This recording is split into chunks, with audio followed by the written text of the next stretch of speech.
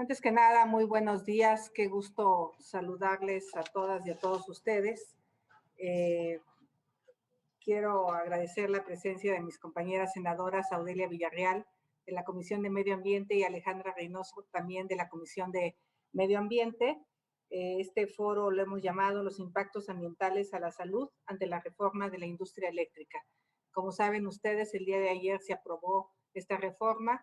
La idea era tener este parlamento abierto antes de que se aprobara la reforma, pues para que todas las senadoras y senadores escucharan de parte de ustedes los riesgos que puede haber ante el cambio climático, el incumplimiento de acuerdos, los problemas que tenemos de contaminación, los compromisos que México estableció en los acuerdos de París. Y bueno, la idea sería iniciar con José Ramón. Muchas gracias, José Ramón. Tú eres ingeniero químico de la UNAM, cuentas con una maestría en conservación de energía y medio ambiente. Se ha desempeñado como subdirector general de agua potable y drenaje en la CONAGUA. Fue subsecretario de Fomento y Normatividad Ambiental de la Semarnat.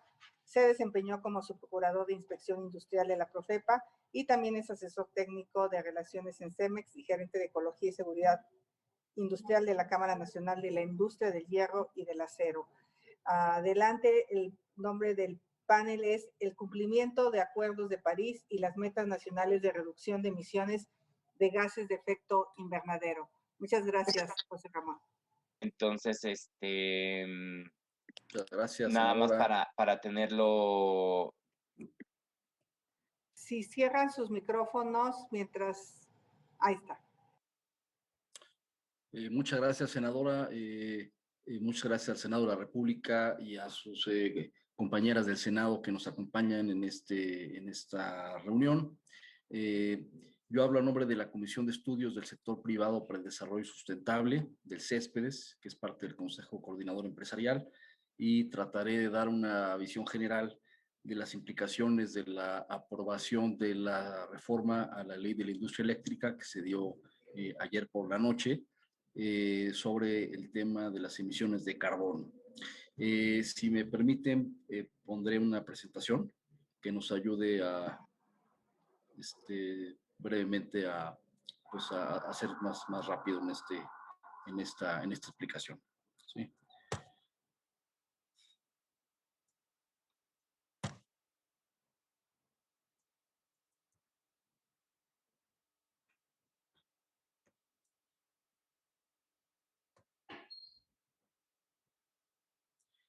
Bien. Esta es la misma presentación que voy a dar en un foro que es a continuación del Consejo Coordinador. Entonces, bueno, pues trae el mismo título y demás, pero pues es básicamente la misma información. Sí se puede ver mi pantalla, ¿verdad? Perfecto, José Ramón. Muchas gracias, senadora. Bueno, pues como una introducción, la actual política energética de confiabilidad, lo pongo entre comillas, aunada a los cambios de la Ley de la Industria Eléctrica, priorizarán el despacho de las fuentes de generación a cargo de la CFE, más contaminantes y más caras. En particular, con respecto a las energías limpias, hay un retroceso que impedirá lo siguiente. Por un lado, ampliar las inversiones. Por otro lado, aprovechar los beneficios ambientales de las energías limpias. Y, en tercer lugar, cumplir con las metas a las que el país se ha comprometido en ordenamientos nacionales, como es la Ley de Transición Energética y la Ley General de Cambio Climático, internacionales, como es el Acuerdo de París y los Objetivos de Desarrollo Sostenible. A continuación se comentarán los efectos del cambio en la política energética, particularmente en lo referente a emisiones de carbono y su relación con el cumplimiento de las metas nacionales e internacionales. Bien, en la lámina que ustedes pueden ver ahí, se habla de la meta nacional no condicionada al 2030 como parte del Acuerdo de París, como nosotros, México, como parte de este acuerdo, en donde voluntariamente nos comprometimos a reducir de manera no condicionada el 22% de las emisiones de gas de efecto invernadero, que significa 211 millones de toneladas de CO2 respecto a la tendencia del crecimiento a 2030. Y lo que ustedes pueden ver ahí es cómo se divide la meta por sector. destacando ahí tres muy importantes. Por un lado, el tema de uso del suelo, que tiene que ver con todo lo que es deforestación. Por otro lado, lo que es el transporte, que es ese pedazo azul claro del lado derecho. Y por otro lado, el más importante de todos, que viene en color anaranjado, que tiene un 30%, que es justamente el sector de generación de electricidad. Entonces, entre estos sectores, estos tres sectores son el 75% de la meta, siendo el más importante el de generación de electricidad, que contribuiría con 63 millones de toneladas de CO2 equivalente en cuanto a la meta de reducción que nos propusimos de 211 millones de toneladas. Si ustedes de este pie quitan ese segmento anaranjado del 30%, pues por más que hagamos en los demás sectores, va a ser prácticamente imposible cumplir con la meta, sobre todo porque este sector de electricidad es el que tiene más alternativas tecnológicas para reducir emisiones, tiene también capital, inversionistas, financiamiento, etcétera. Entonces es difícil que se pueda dar esta reducción en el resto de los sectores de la misma manera. Retomaré un estudio que hicimos hace 2 años sobre energías limpias en México, que traía la visión del anterior PRODECEN, bueno, de uno de los anteriores PRODECEN de 2018 a 2032. En ese estudio, volviendo otra vez al tema del Acuerdo de París, como ustedes pueden ver en la gráfica, hay un incremento de emisiones a 2030, que es la tendencia. Ahorita emitimos 665, bueno, en 2013, cuando se hizo este inventario, y terminaríamos emitiendo 973 al 2030. Con las metas del Acuerdo de París, estaríamos emitiendo 762, y ese cuadrito que hay en rojo es lo que corresponde al sector de generación de energía eléctrica. Entonces, bueno, evidentemente toda la economía tiene que hacer un esfuerzo, pero el sector eléctrico, digamos, tiene las palancas y las posibilidades de poder reducir más que los otros sectores. En ese mismo estudio, pues, se estimó cuánto deberían ser las inversiones de adición de capacidad, y entonces lo que se ve ahí es que aproximadamente de la nueva capacidad al 2032, el 70% sería energía limpia. Básicamente los ciclos combinados es lo que se ve hasta abajo, digamos, con rayas grises, de rayas diagonales, y lo demás pues son básicamente eólica y solar, sobre todo lo que es esta parte gris de eólica y esta parte color rojo de solar, y las demás son hidros y otras energías. Como se puede ver, la parte de solar y de eólica sería la más importante, y por eso se pone ahí que el 70% de la nueva capacidad tendría que ser energía limpia para poder cubrir con los compromisos a los que el país se había comprometido. Ahora, no obstante eso, y hacer el esfuerzo de, digamos, con este programa de inversión, aún así hubiéramos quedado cortos en la meta al 2030, porque hubiéramos reducido 54 millones de toneladas, de acuerdo con lo que venía el PRODECEN de 2018, en lugar de 63. Pero bueno, nos estábamos acercando, es decir, quedaríamos 14% abajo, por lo cual era importante introducir otras medidas como era la generación eléctrica distribuida, sobre todo solar. Ahora, viendo ya lo que pasa hoy en día, ¿sí? Esta es una gráfica de la participación de la energía eólica y fotovoltaica al día de hoy. Estos son los datos del SENACE y estamos hablando de enero de 2019 a diciembre de 2020. Como ustedes pueden ver, hay una tendencia de crecimiento muy importante. Habiendo iniciado, digamos, en el año, en enero de 2019, cerca del 10%, y habiendo concluido el año en el 14%. Entonces, bueno, evidentemente hay una tendencia de crecimiento muy importante y de participación fundamental de estas dos energías, de la eólica y la fotovoltaica. Y por otro lado, si consideramos toda la energía limpia, incluyendo las hidros, incluyendo las nucleoeléctricas y las geotérmicas, estaríamos cerca de un 25 o 24% en promedio. Estos también datos del SENACE, como están en este momento. Si esto lo vemos en forma de pie, bueno, tenemos esta representación, digamos, al 2020. Energías limpias el 24%, de los cuales la eólica y la fotovoltaica son el 10.6%, que implica, digamos, como una suma de las dos, el componente más importante. luego la hidroeléctrica y luego el resto, núcleo eléctrica y otras limpias como es la geotérmica. De las fósiles, ustedes pueden ver, pues es el 76%. Por un lado el ciclo combinado, que es casi el 59%, y por otro lado otras fósiles, que es prácticamente 17%, ¿no? Que estamos hablando de las termoeléctricas convencionales, estamos hablando de las turbogás, etcétera. Entonces, ese es el escenario como está ahorita en este momento al 2020. Ahora, hablando de una primera meta muy importante a 2024, que nos habla de cumplir el 35% de energía limpia. Ahí ustedes pueden ver básicamente la eólica y la solar en color amarillo, la hidro en color azul, y luego el resto de las limpias, digamos, en color gris. Entonces, si tomamos cómo estamos al 2020, que son datos reales en este momento, ¿no? De donde estamos hablando de que tenemos casi 25% de todas, y que la solar y la eólica prácticamente es un poquito menos de la mitad, pues es el 12%, pues para cumplir con la meta al 2024 de 35%, tendríamos prácticamente que duplicar la barra amarilla, es decir, tendríamos que continuar haciendo inversiones de manera muy acelerada en eólica y solar de gran escala para poder alcanzar esa meta. Ahora, hay un escenario alternativo que incluye una barrita roja, la que se ve ahí, que es la energía solar distribuida, que es una energía muy importante, que son básicamente los techos solares y que implicaría, por supuesto, una contribución, pero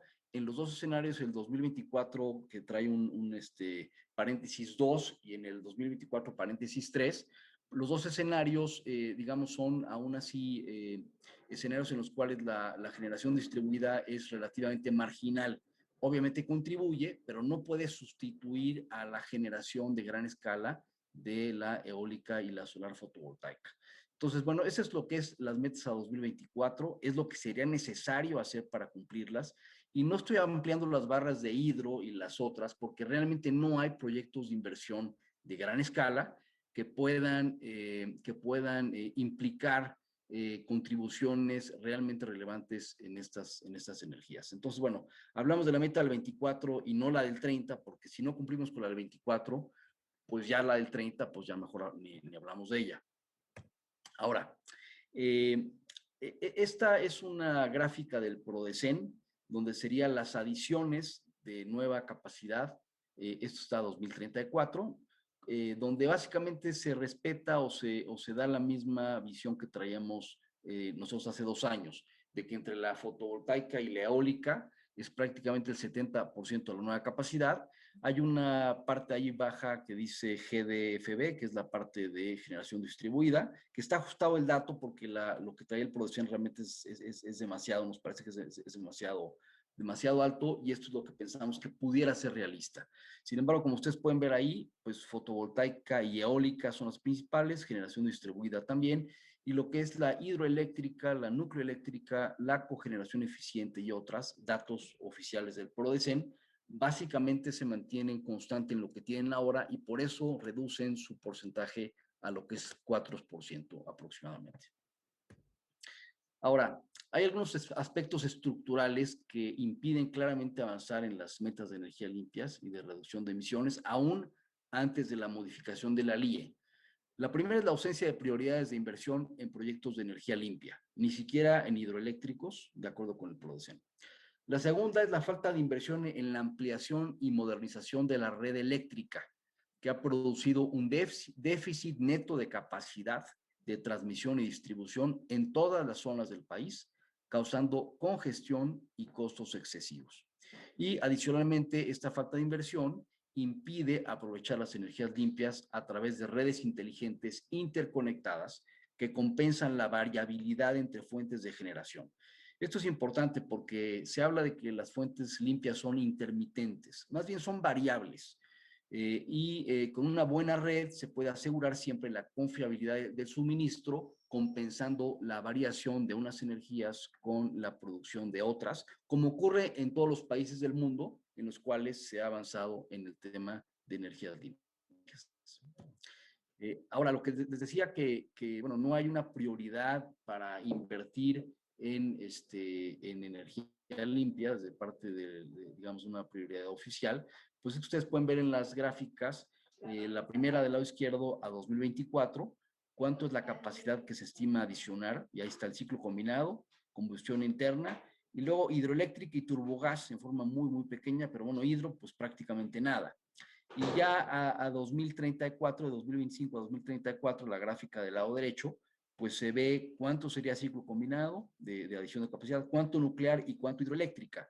Que la parte nuclear e hidro, también vale la pena resaltarlo, son inversiones muy difíciles. Desde el punto de vista del capital, también el caso de la nuclear, de la capacidad, digamos, de la dependencia del extranjero, y en el caso de la hidroeléctrica, pues restricciones ambientales, de espacio, etcétera.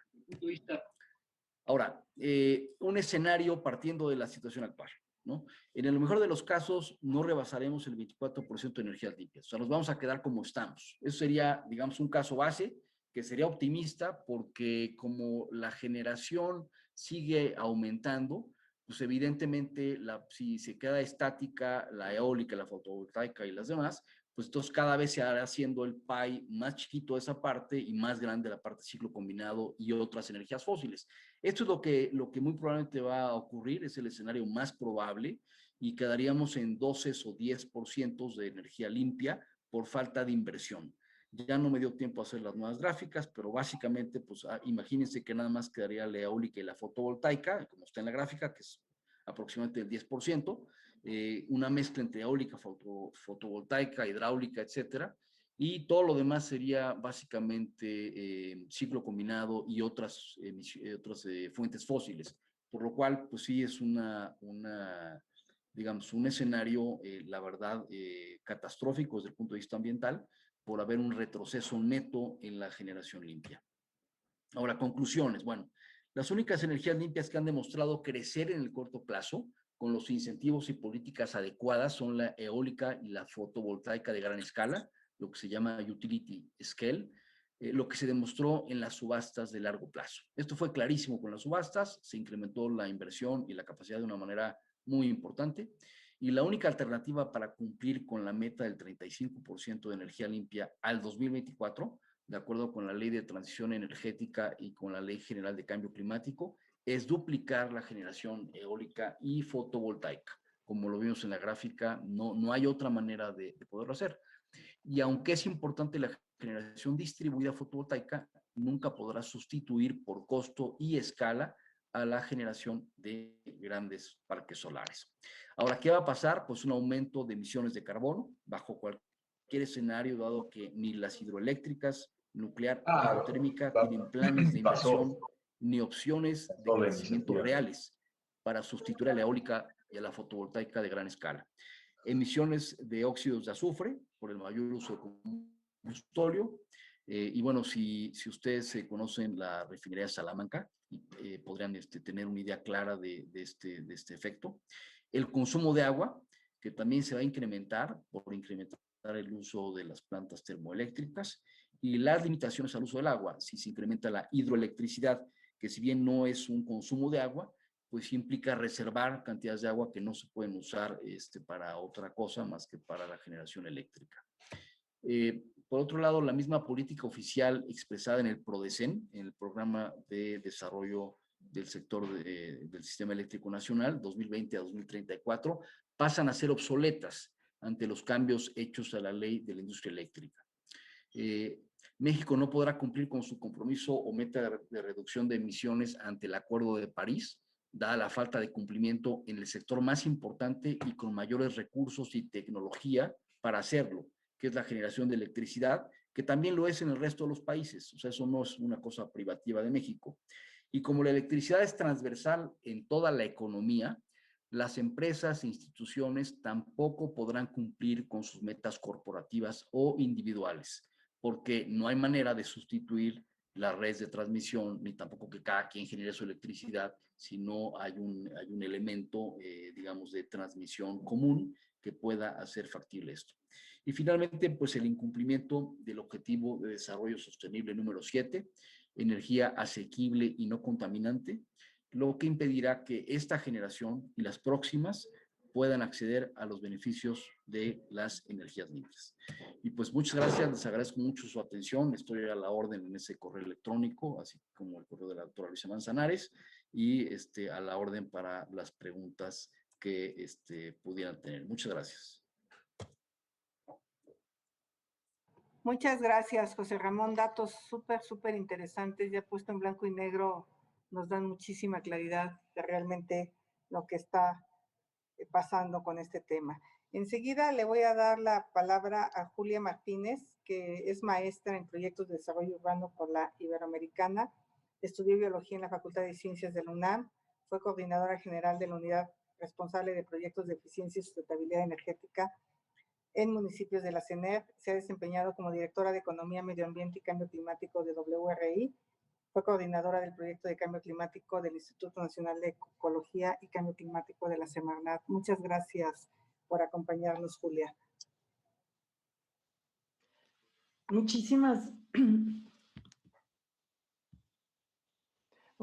gracias, senadora. Para mí es un honor estar en este foro sobre los impactos ambientales y la salud ante la reforma de la industria eléctrica.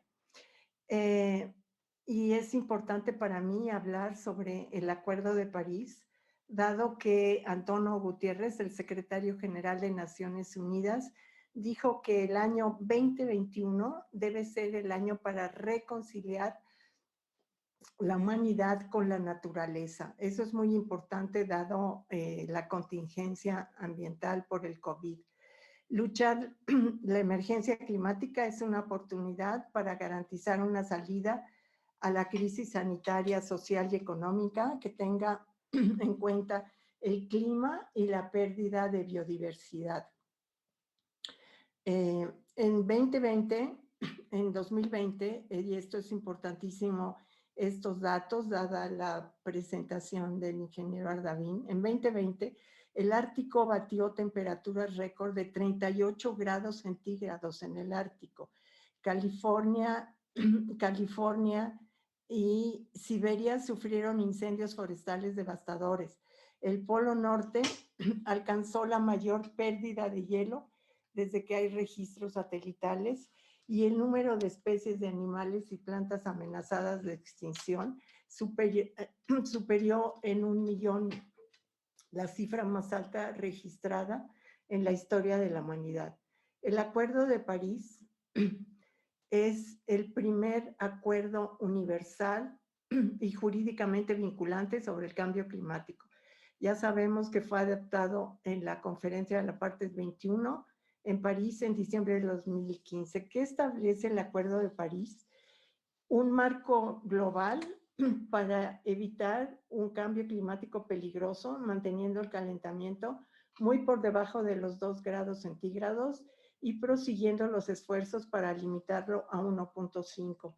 Han pasado 5 años ya desde el momento histórico en que 195 países adoptaron este acuerdo para que la Tierra no superara los 1.5 grados centígrados.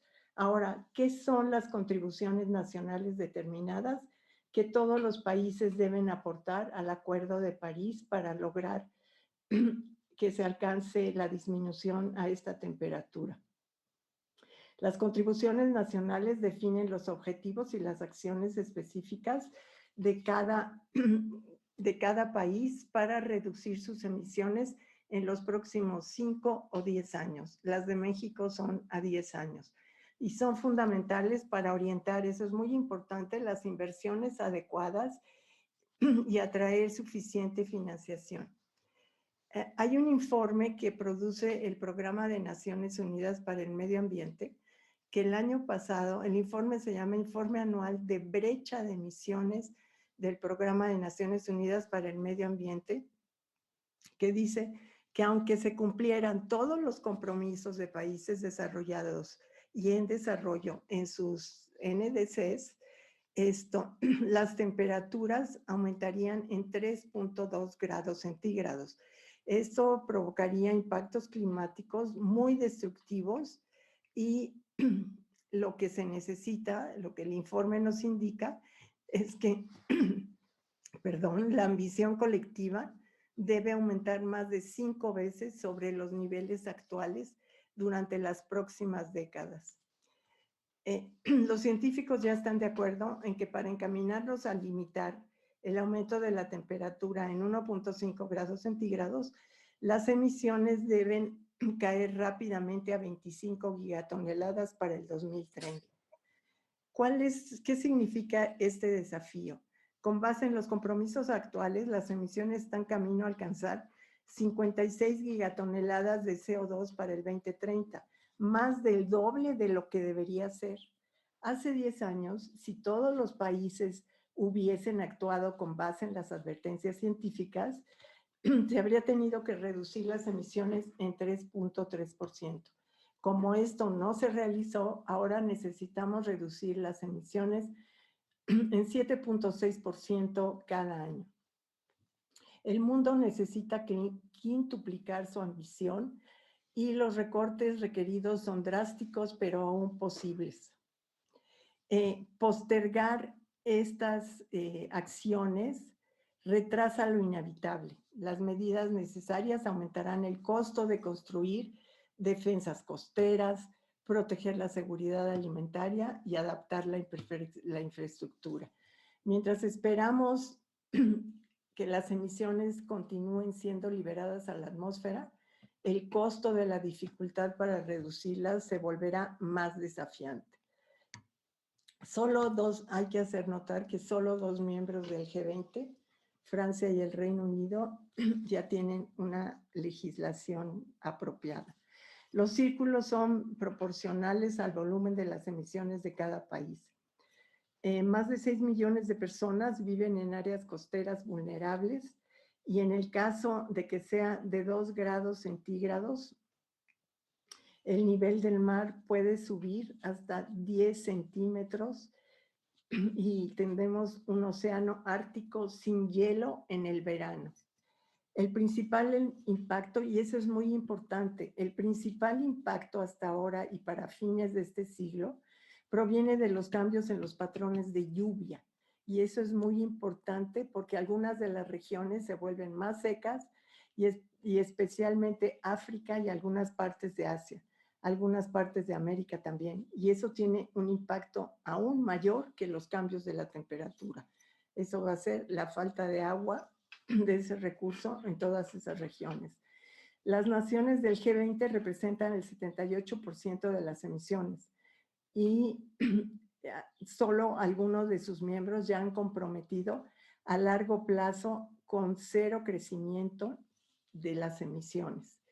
Para limitar las temperaturas al del 2030 deben ser de 15 gigatoneladas de CO2, lo que significa recortes del 7.6% anuales hasta el 2030, y para la meta del 1.5 y de 2.7 para la meta de 2 grados centígrados. Es decir, los niveles de ambición en las contribuciones nacionales deben aumentar al menos 5 veces para lograr la meta del 1.5 y triple para la de 2 grados centígrados. Cada año de retraso, ya dijimos, conllevará necesidades de recortes más y más rápidos.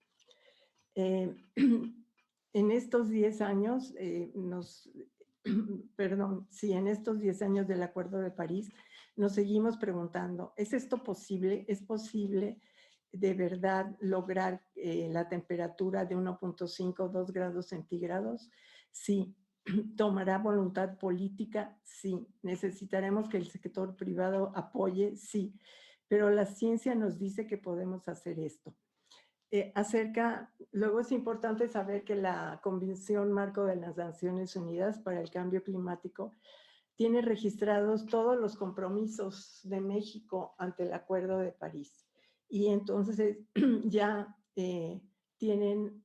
han formado desde el año pasado un comité de aplicación y cumplimiento del Acuerdo de París. Y vamos a ver de qué se trata, este comité de aplicación y cumplimiento.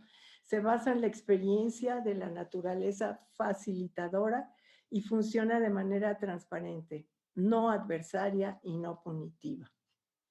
Bien, ahora tenemos opiniones también del Consejo de la Unión Europea que piensan para el 2030 reducir el 50% de todas sus emisiones de gases de efecto invernadero, impulsar el crecimiento sustentable, crear empleos, entregar beneficios a la salud y ambientales y contribuir a la competitividad global a largo plazo al promover la innovación verde.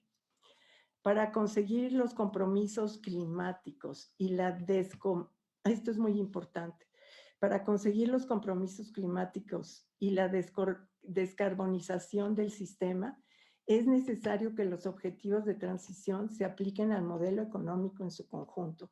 Cualquier esfuerzo por frenar la crisis climática será en vano si no existe una coherencia entre las políticas climáticas y las políticas comerciales. Diferentes estudios apuntan que hasta el 26% de las emisiones globales de gases de efecto invernadero están ligadas a la producción para los mercados internacionales. Ahora, es interesante mencionar que la pandemia del COVID-19 se ha mencionado en muchas partes, pero la mayoría de ellas no ha influenciado que los países presenten sus NDCs.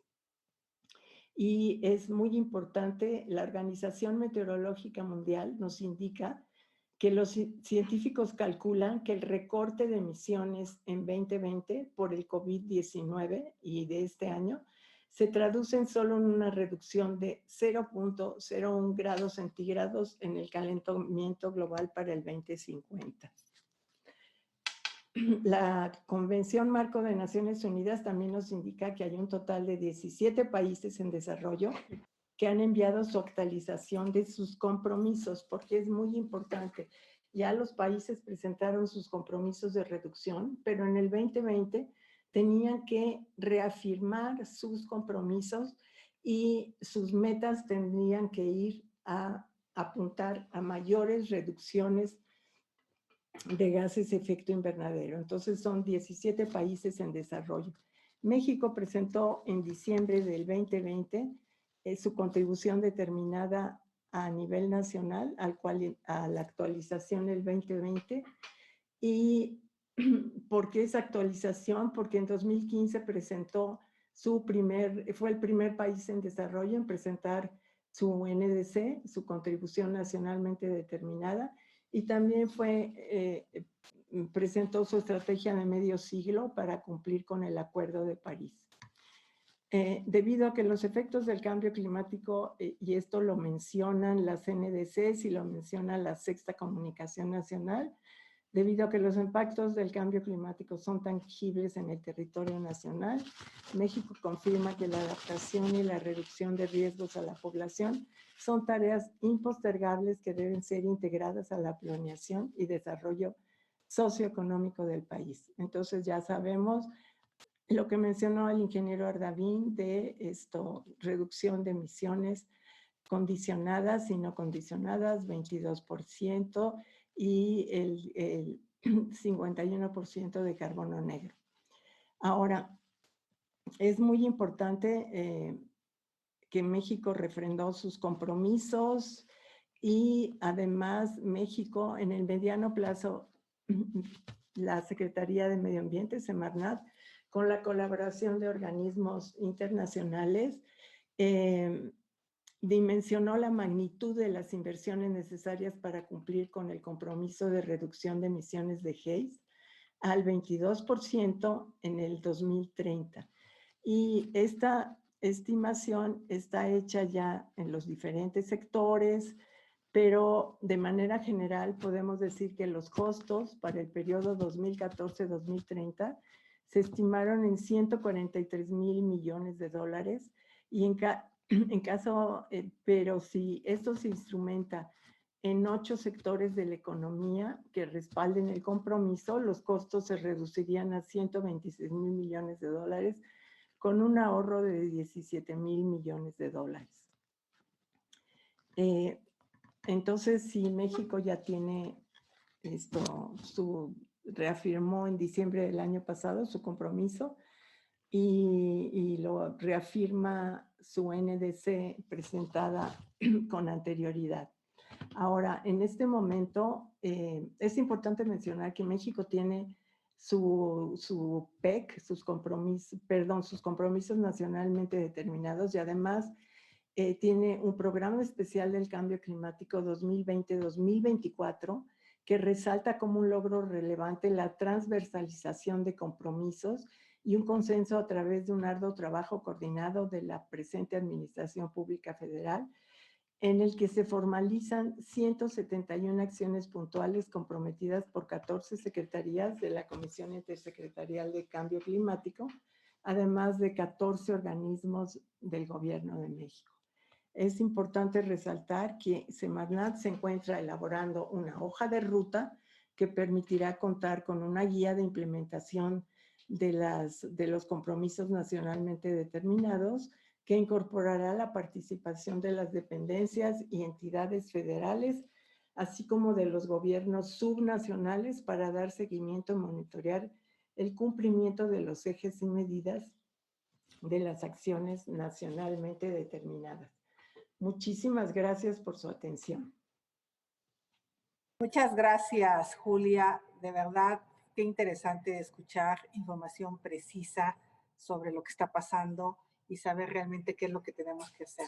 Cuando decimos que el planeta tiene prisa, pareciera que suena a un discurso hueco, que eso no va a pasar porque China contamina más, porque Estados Unidos contamina más, y entonces, ¿por qué nosotros tenemos que dejar de contaminar? Esa era la respuesta en el debate del día de ayer, que a veces suena un poco desesperante.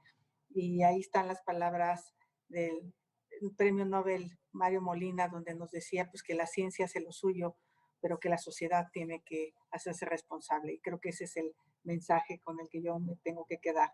Adrián, muchas gracias por tu presencia. Adrián, te reconocemos todo tu trabajo que has hecho alrededor de este tema.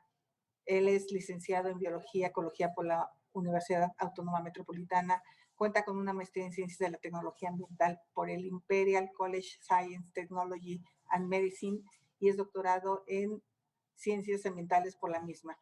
En el ámbito laboral es director ejecutivo de la Iniciativa Climática de México, fungió como asesor del entonces presidente del Instituto Nacional de Ecología, Julia Carabias, ha ocupado importantes puestos en la Secretaría de Medio Ambiente como director general de Gestión e Información Ambiental y como director general de Investigación sobre Contaminación Urbana, Regional y Global, ambos en el Instituto Nacional de Ecología.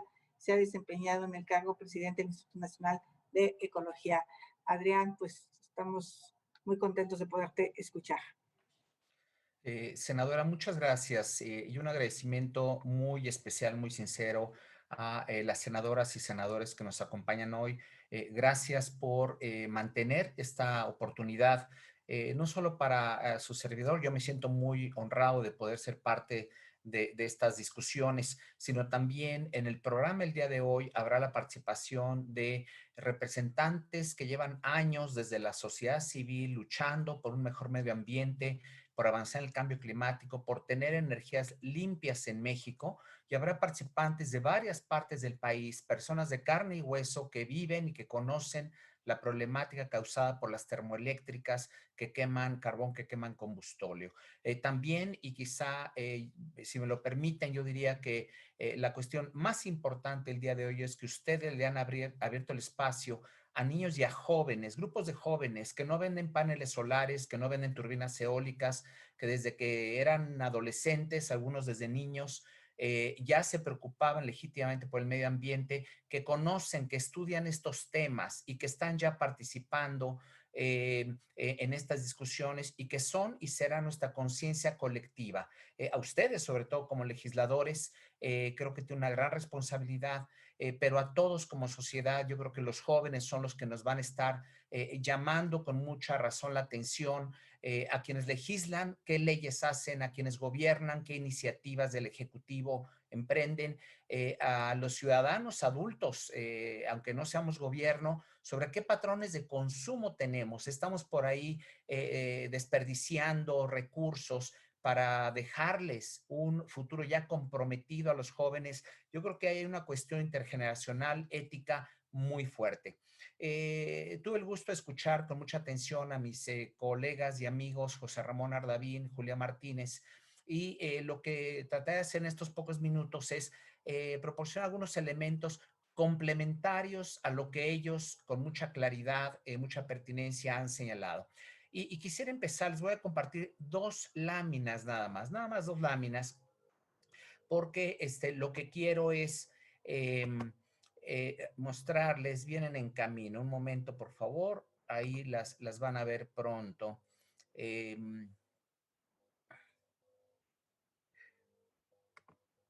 Creo que ya están viendo mi pantalla, si no me equivoco, ¿sí? Sí, Sí, ¿verdad? sí, está perfecto. Muchas gracias. Son dos láminas nada más. Uno de los temas que rápidamente tocó Julia Martínez es el tema de transparencia. El Acuerdo de París tiene ya considerado una serie de mecanismos formales de monitoreo, reporte y verificación. Todos los países signatarios del acuerdo han suscrito compromisos no solo de reducción de emisiones, sino de rendir cuentas. Ahora con el Acuerdo de París, los países tienen que rendir cuentas no solo a su propia población, sino al mundo en conjunto. Y yo quiero simplemente dejar para ustedes aquí una muestra de algunas de las iniciativas que ya están operando a nivel mundial, que se meten a revisar con mucho detenimiento cuáles son las políticas, las acciones que cada país está emprendiendo. También revisa con detenimiento cuáles son las metas, las estrategias que se ofrecieron dentro del Acuerdo de París. Y yo lo que quiero resaltar es que los países están en materia de cambio climático y de sus políticas y leyes e iniciativas nacionales en una cueva de cristal. Entonces, ya no es una opción ni para México ni para nadie esconderse atrás de ningún tipo de posicionamientos ambiguos. El mundo está muy informado. Muchos de los argumentos que yo escuché durante los largos debates ayer por la tarde-noche, pues no corresponden a la realidad. Pero desafortunadamente, o afortunadamente más bien, les decía, el mundo está muy informado, hay este tipo de reportes, el Climate Transparency Initiative, el Carbon Transparency Initiative también, hay algunos otros más, mencionó Julia uno muy importante, el reporte de Naciones Unidas de la brecha de emisiones. Y este reporte, además de que indica todo lo que nos falta reducir de emisiones, comparando las promesas o las metas hechas en el Acuerdo de París, aún en el caso de que todas ellas se cumplieran fielmente al llegar al año 2030, como nos decía Julia, nos quedaría una brecha grandísima. Por eso, desde hace algunos años, desde la propia firma del Acuerdo de París, se empezó a llamar a todo mundo a tener más ambición. Esto es, hacer mayores esfuerzos, preparar metas más fuertes y entregarlas a la Convención Marco. Están aquí otras dos iniciativas, el Climate Change Performance Index, y hay uno nuevo que está arrancando en todo el mundo de el Independent Global Stocktake. Yo con mucho gusto les puedo proporcionar las ligas para estos trabajos, pero el tema de transparencia es importantísimo. ¿Qué dicen estos reportes en sus ediciones del año pasado, que fue el último que aparecieron? Todos ellos coinciden en que, primero, las metas originalmente planteadas por México no son metas que correspondan o que estén alineadas con ese objetivo de que no se exceda 1.5 grados. Pero para ser objetivos y justos, ninguna de las metas de los países entregadas en el 2015 en París cumplían con ese alto grado de ambición como para que consideráramos que esas metas de algunos países sí iban enfocados a que no pasemos de 1.5 grados. Por eso el llamado a entregar una meta más ambiciosa. México entregó una versión revisada, entre comillas, en diciembre, pero lo que se entrega es la misma meta que se había ofrecido antes. Aquí yo quiero separar dos aspectos. para cualquier país, incluyendo México, desde luego que es muy difícil incrementar la ambición. No se trata nada más de prometer y prometer que en vez de 22%, pues ahora prometo 25% de reducción o 30%. Y sobre todo porque, como ya dije, hay mecanismos de seguimiento muy, muy puntuales y no se pueden prometer cosas vacías. Sin embargo, lo que sí es obligación de los países es entregar junto con sus metas las rutas de la llamada descarbonización. ¿Cómo le van a hacer? No se vale nada más decir, yo por ahí del 2030, allá nos vemos y para entonces yo habré reducido 22%. No, se tienen que hacer rutas año con año de cuáles son los sectores, tal como lo mencionaba José Ramón, cuáles son los sectores, las acciones, las políticas que tienen que ir entrando para que de conjunto, para cuando lleguemos al 2030, tengamos el resultado deseado.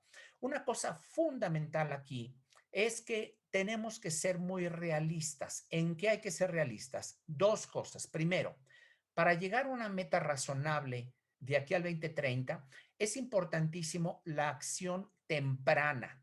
Los países más importantes del mundo están haciendo hoy en día dos cosas.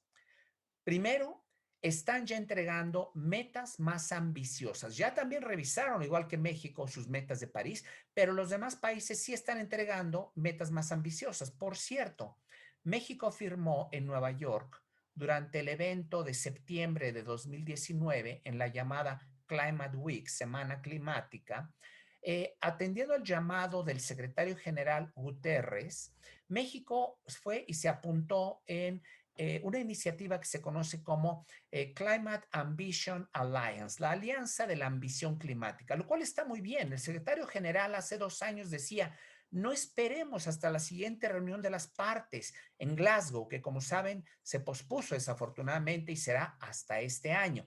El secretario general dijo, ya vengan aquí a comprometerse. Primero, los países. ¿A qué? A entregar metas más fuertes, más ambiciosas que las que entregaron en 2015, porque ya sabemos que no nos alcanzan a todos como planeta. Y la siguiente cosa es que también se comprometieron los que firmaron a apropiarse, a abrazar y estar de acuerdo con un objetivo que, aunque sea de momento, digamos, conceptual, es el objetivo que todos los países deben de seguir y de buscar, que es alcanzar la neutralidad de emisiones para mediados de siglo. O sea, como conjunto las emisiones del planeta, la ciencia nos dice, tenemos que llegar, sería deseable, sería necesario llegar a mediados de siglo donde ya prácticamente no hay emisiones reales. Hablar de emisiones netas cero quiere decir que se van a eliminar la mayor parte de las fuentes y que unas pocas fuentes que no se puedan eliminar, tendrá que haber una compensación con captura y secuestro de carbono, con reforestación de grandes extensiones, etcétera, etcétera, para que el balance en la atmósfera de las emisiones frescas que se emiten cada año sea cero, no más emisiones. Pero hay que ser muy realistas y hay que empezar temprano. Escuché ayer en el debate o en la discusión en el Senado, como bien decía la senadora Gálvez, que se hablaba de otros países, se decía que otros contaminan más. A ver, creo que lo importante hoy es qué está haciendo cada país y a qué se compromete de ahora en adelante, porque si usamos de excusa que el Reino Unido arrancó con la revolución industrial hace 200 años y los vamos a culpar, pues yo creo que no es un argumento que ahora nos sirva mucho como humanidad. ¿Qué está haciendo China? China se comprometió, anunció hace casi un año el primer ministro que China va a buscar también la neutralidad de emisiones.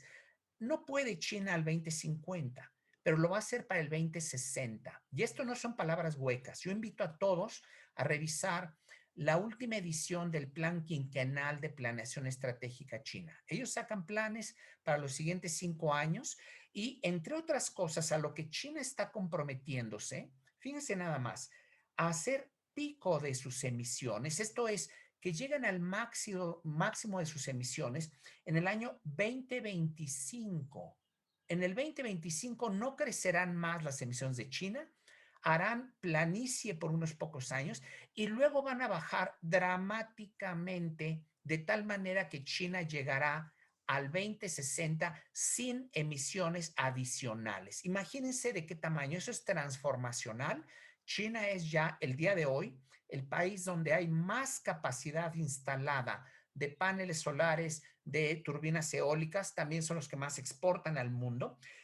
¿Cómo se va a ver la matriz energética de China en el 2060, cuando ya no tengan emisiones netas? Ellos estiman que será 80% de renovables, que va a ser más o menos un 15% de energía nuclear y entre 5 y 10% de combustibles fósiles, que además esos combustibles fósiles, las pocas plantas de carbón que queden, todas tendrán tecnología de captura y secuestro de carbón.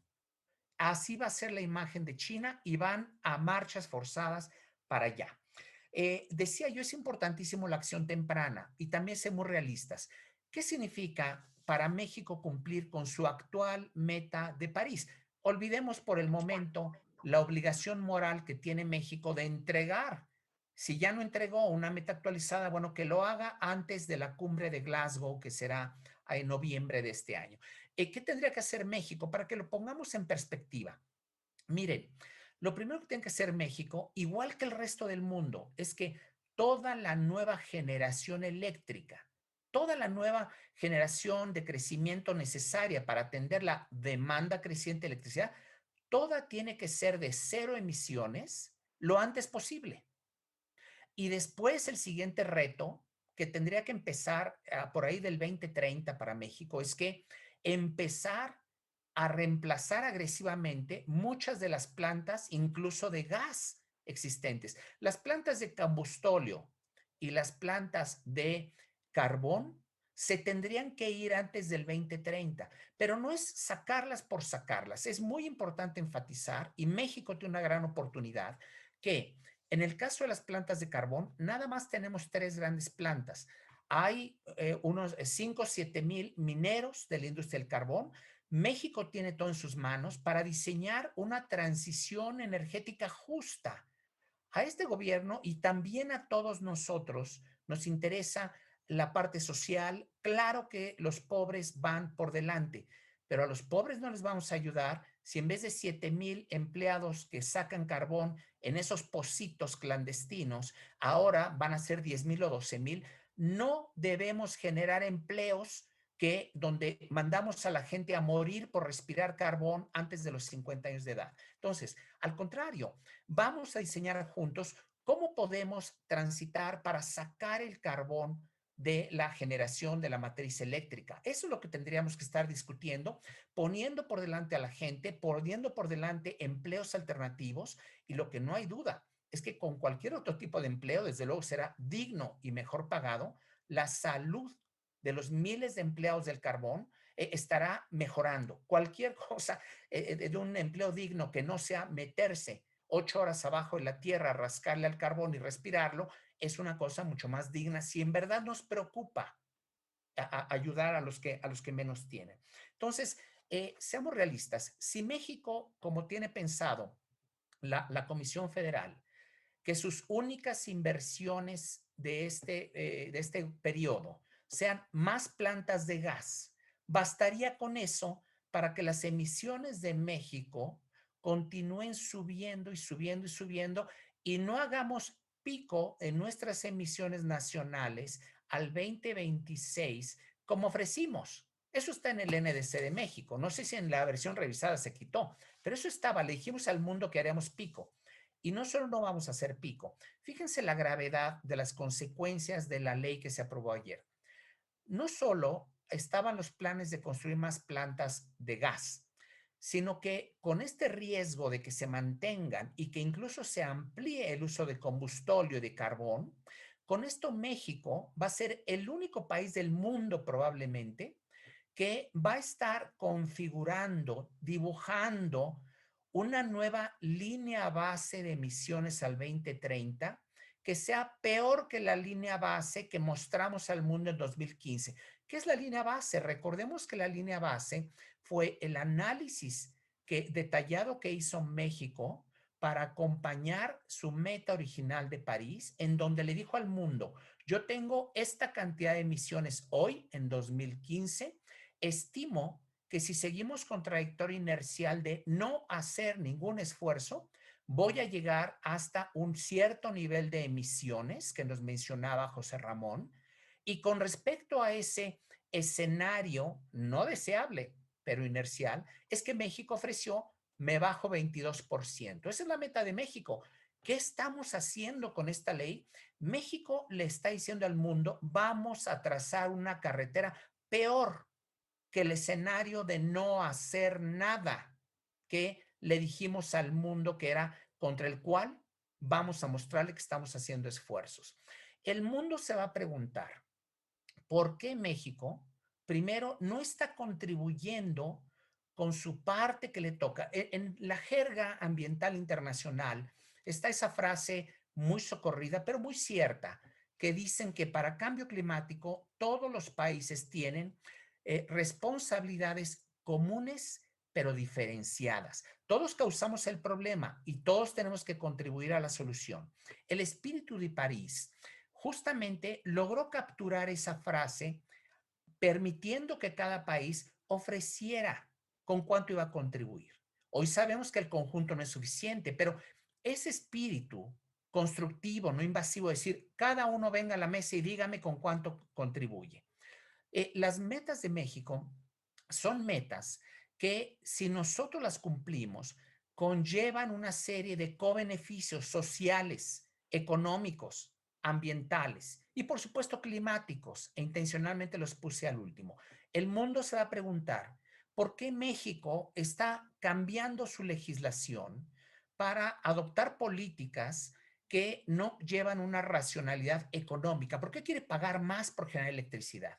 ¿Por qué quiere que se incremente los impactos a la salud? Vamos a escuchar más tarde el día de hoy estudios de caso técnicos científicos en donde está demostrado, está cuantificado que hay miles de casos de enfermedades respiratorias en todo el país y una parte de ellos es claramente atribuible a la contaminación que generan las grandes plantas termoeléctricas que hay en México.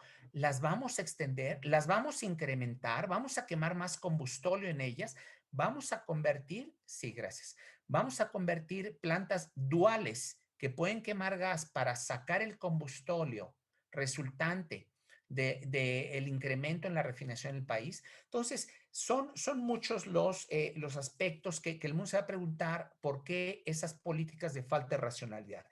Termino con una cosa muy rápida, muy sencilla, que son dos comentarios rapidísimos.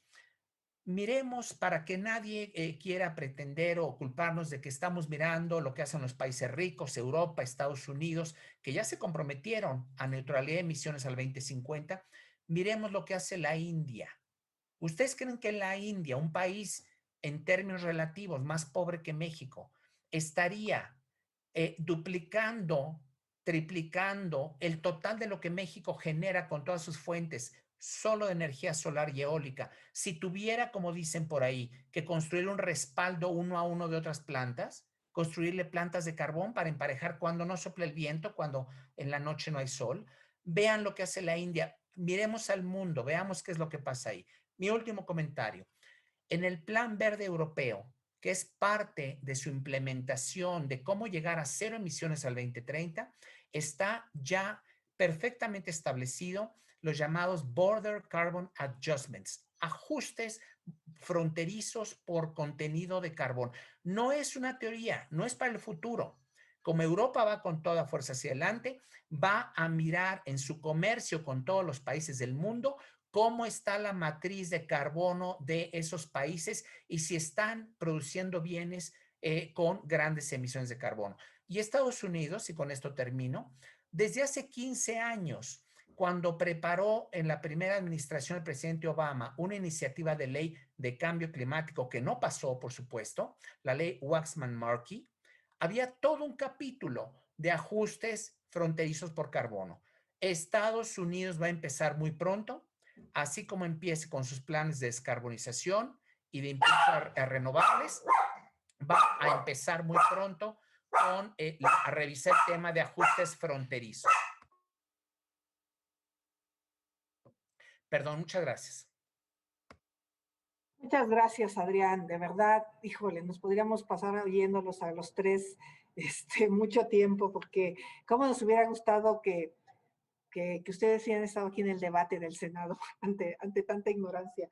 Pero una pregunta, no sé quién la quiera contestar de los tres.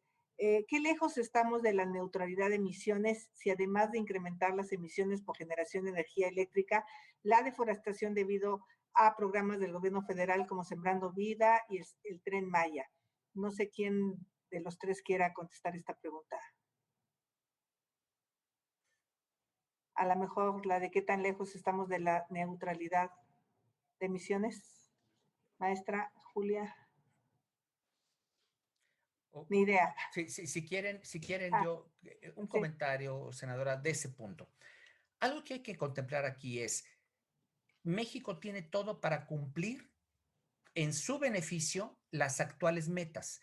Para transitar hacia neutralidad de emisiones, ahí es donde vamos a entrar a una etapa de cooperación internacional.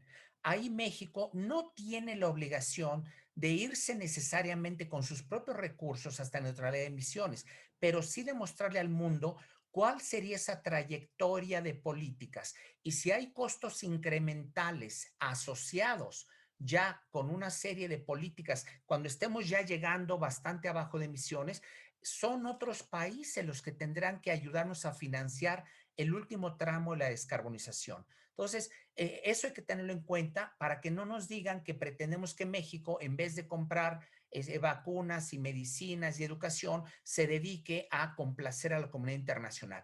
Lo que hoy es compromiso, lo podemos y debemos hacer con nuestros recursos y para nuestro beneficio. Y ya escalas mayores de descarbonización, para eso son las negociaciones y la transferencia de tecnología y los apoyos de recursos financieros. Pues muchas gracias. La verdad, abrimos muy bien con esta mesa.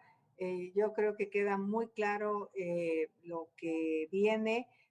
Yo, de verdad, qué bueno que seguimos con este foro, porque a través del canal del Congreso muchos ciudadanos van a poder tener su propio criterio, investigar, estudiar. No pretendemos que esta sea la verdad absoluta, pero sí despertar la inquietud de que algo está pasando con el planeta. Yo celebro la presencia de tantas mujeres jóvenes, hombres jóvenes, porque creo que ahí es donde está el debate de este país, en esta generación que entiende mucho más lo que está pasando. Gracias, Adrián, por tu presencia en este foro. Gracias por ser tan entusiasta con invitar a jóvenes a venir al Senado. Maestra Julia, necesitamos de su conocimiento, de su experiencia, de la ciencia, y también pues, tenemos al sector empresarial que tiene que seguir con el compromiso, porque bueno, esto seguramente va a haber un amanecer, y ayer alguien me decía, porque de verdad estaba yo muy, muy deprimida, me decía, no te preocupes, vamos a estar juntos viendo el cambio y seguramente habrá quien reflexione y se dé cuenta que estamos en el camino equivocado. En ese sentido, yo les agradezco. Vamos a hacer una pequeña pausa para que cierre con una cortinilla el canal del Congreso y regresamos a la siguiente mesa de manera prácticamente inmediata. Los que puedan quedarse, los invito a que se queden, y los que tengan que desconectarse, pues adelante. Muchas gracias. Muchas gracias.